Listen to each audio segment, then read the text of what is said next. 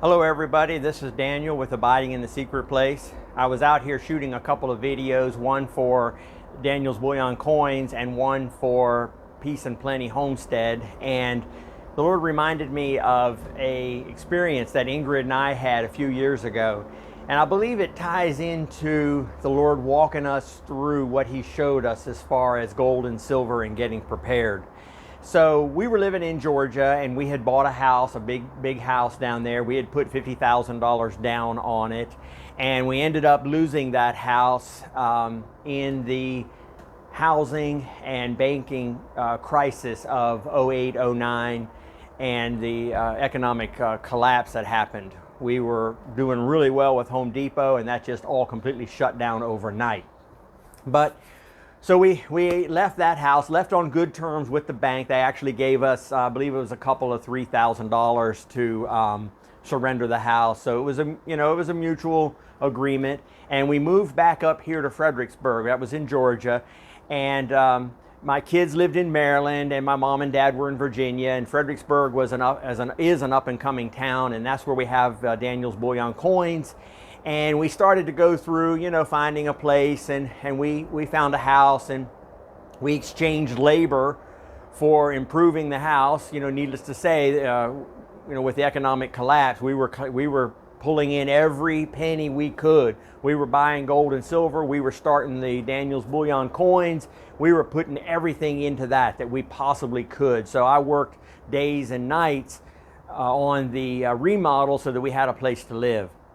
And then an opportunity came up where a friend of ours had a townhouse that had gotten damaged in a flood. A washing machine or something on the second floor broke a hose. It flooded the entire two-story townhouse, and we bought that for next to nothing, really next to nothing. And we moved in that, and we remodeled that while we were living in it.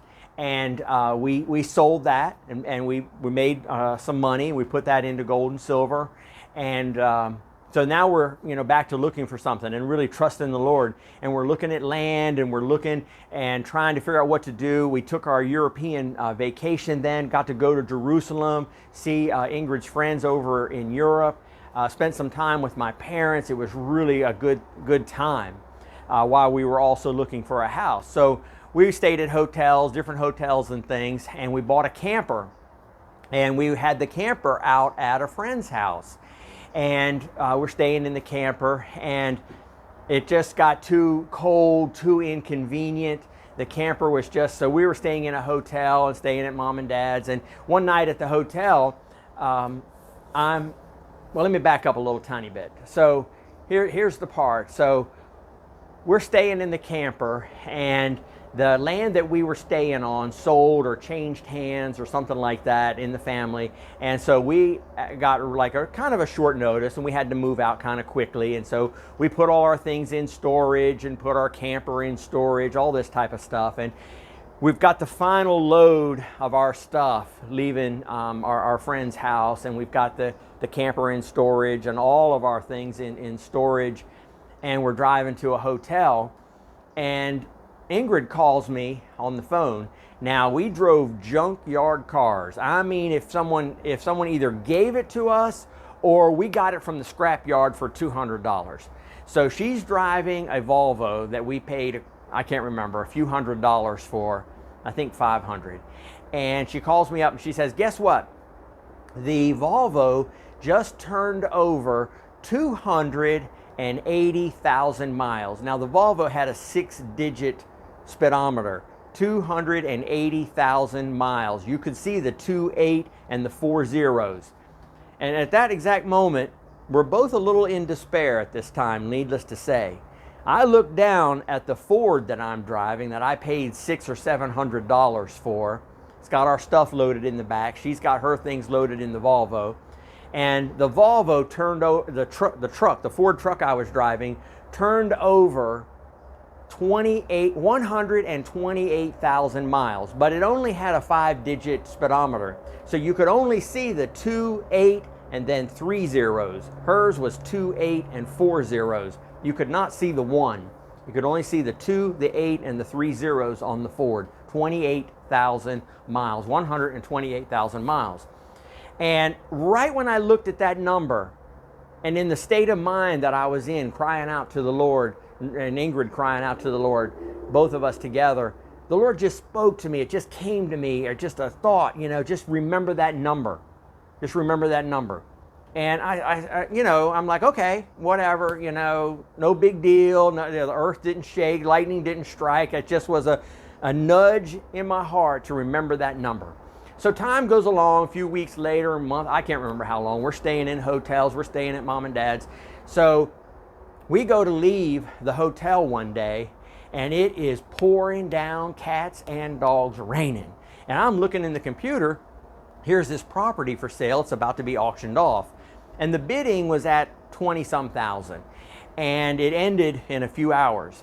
And we were headed out to mom and dad. So I said, let's just swing by that property and look at it. The bidding closes tonight, and I can bid on it out at mom and dad's. So we came by here, and it was so bad. Ingrid did not even want to get out of the car. The house was just, it was vandalized, it was abandoned, it looked awful.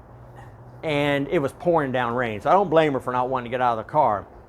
But I wanted to see the house. This was my time to see it, So I went in, it went around, and it was horrifying. The inside of that house, the outside of it, the doors had been busted down. You could have burned that place and it would have been in better shape. The trash, the mess, the doors, windows broken out, everything. Anything you can imagine was done to this house that we now own. So we went out to mom and dad's, and I'm sitting at the computer at night, and I'm struggling, the typical internet problems, and I get up to the auction, and and it says, this auction has been canceled. Well, I went ahead and pressed on through those difficult things, got up to the auction, and the bid was like 25 or 26,000, so I placed a bid, 26,000. Somebody else places a bid, 27,000. And it's getting down. It's got 30 minutes, 40 minutes to go on the auction. And I start to think, what is my maximum? What can I financially afford? What can I scrape together? And it would have been everything I could scrape together to do it. What can I do? And 28,000 kind of came in my mind. I said, because the bid was 27, the next bid was 28. I said to myself, I'll bid 28. That's going to be it. Well, when I typed it in, the 28 and 3 zeros, when I typed it in the box, it immediately reminded me of the speedometer that day that we were driving away, heartbroken that we couldn't find anything. We felt like the Lord was leading us, but we just couldn't find the right property, the right price. All of those things were plaguing us. We believed in gold and silver. We believed in getting prepared. We believed what the Lord was showing us. And I wanted to get on property that was secure. I wanted to get on property that had several different avenues to drive to it, not just one way. Lots of things that we were looking for security, productivity as far as harvesting, animals, protection, lumber for firewood, all these things that we were thinking would be perfect, this property had. What's my next bid? 28,000. I typed it in the little boxes, the 5 little boxes, 2, 8, and 3 zeros. I immediately remembered what was nudged in my spirit, the 28,000 on the speedometer. And I knew right then that was as high as I was going to go. That was as high as I was going to go on the bidding. And the process went along. Nobody else bid. Nobody else bid. We won the property. The owner sent us a letter. You need to pay 30 to get the property for this and that. And to me, that was a no-brainer. I felt like I had seen the numbers. I went on through with the project. We paid 30 for it, paid cash, liquidated some things that we had, gold, silver, whatever else, and we were able to buy the property.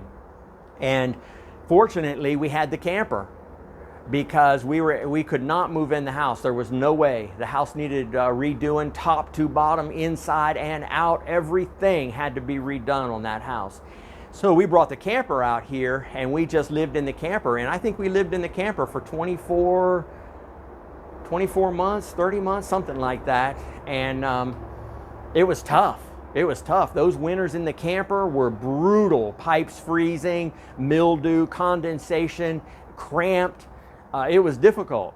But after losing the house in Pooler, Georgia, and losing that 50,000, we both really had a clear vision for paid off farms. So we paid for the property, and then as we had the money, every time we needed 500 or 1,000 for lumber or needed a window, we had that money. Exactly what we needed, we had every time we went to Lowe's. We had what we needed to go the next step. Studs, drywall, paint, whatever. It always worked out. We had the money. And we rejoice mightily now that we're in something that's completely paid for. And right now I'm standing in the guest house that we're building. And it's covered in plastic right now, you know, the whole thing, because I've got to take a break on. I've got doctor's visits, I've got family and friends coming over, I've got to catch up on some farm projects, but we're going to get back on this. It's got temporary plywood up here on the second floor. This is the breezeway, and then the two lofts up there. If you'd like to come over to Peace and Plenty Homestead and watch that there, you can, or Daniel's Bullion Coins. Comments is what I appreciate the most. I'm putting this information out mainly to help people, and the way I can help you the most is to give a comment. We will answer to every comment that we get because they're so precious to us, and you are precious to us. And so we look forward to hearing from you, and we can come grow together. Thank you now.